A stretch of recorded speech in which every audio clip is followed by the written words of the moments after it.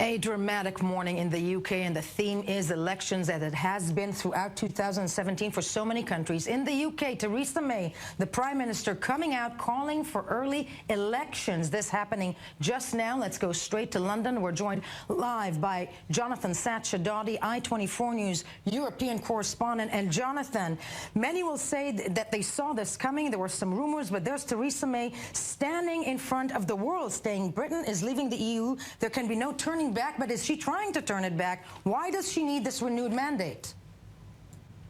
Well, you've got to remember, of course, that Theresa May has never been elected as the Prime Minister of Great Britain by the British public. She stepped into that role after David Cameron stepped down following the referendum result to leave the European Union. Since then, there's been speculation about the proposition of a general election in order to give her a more solid mandate, and now she's going back on everything she said until only a few weeks ago. Entirely. No, Jonathan, I'm stopping you. I'm jumping in. The country's coming together, but Westminster is not. She promised there'll be no elections till 2020, and here she goes. Why?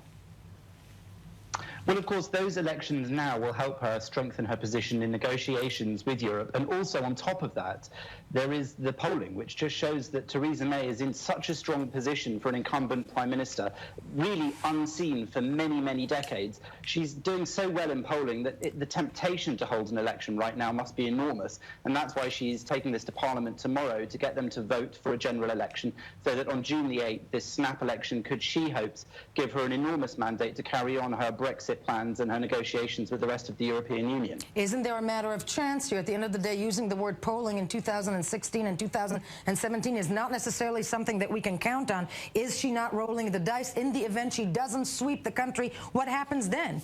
Brexit still on the play? That's the lot of a politician. Brexit is now past the point of no return. Everybody agrees with that in the political sphere, but not agrees with her positions in negotiations, and that's what she was saying just there on the steps of Downing Street. And you've seen, in fact, the pound has risen again against the dollar on the announcement of those elections. It was the case that when she announced an hour and a bit ago that there would be a surprise announcement, nobody was quite certain what it would be about. The pound dropped slightly. Now it's picked up again. It just shows you that even the markets seem to have some confidence in what Theresa May is doing here. Take us through the process. She goes to Parliament tomorrow. She's calling for elections. How will that play out in Parliament tomorrow?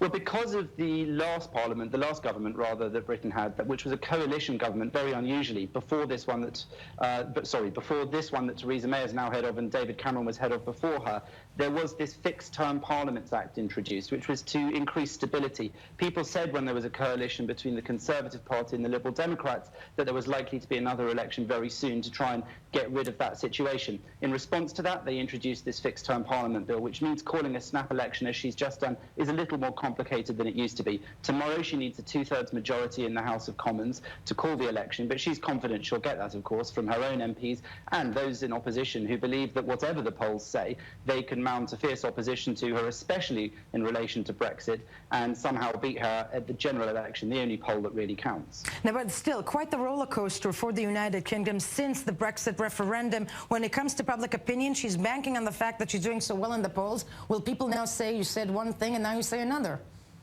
Of course there is that. She was saying up until March even that there would definitely be no general election until 2020 when the fixed term of this parliament ended. However, she's now saying that she very recently came to that conclusion that she needed to call an election, and she says that's because all of the parties and players in politics are misbehaving. As she puts it, they're playing a game. She doesn't believe this is a game. She even criticised the unelected House of Lords, as she called it, for trying to derail her Brexit negotiations, and the Liberal Democrats and the Labour Party. That means that she's trying to put the blame squarely on the doorstep of others so that she can call this election, rise above it all, say that she needs to get on with the important business of negotiating for Britain, not just in Europe, but also in the wider world as Britain, she says, becomes more outward-looking. So she's hoping that that will balance out any idea that she's gone back on her word. Indeed, and speaking of the world, we'll be covering this live throughout the day as reactions keep streaming into this very dramatic, this dramatic statement from Theresa May.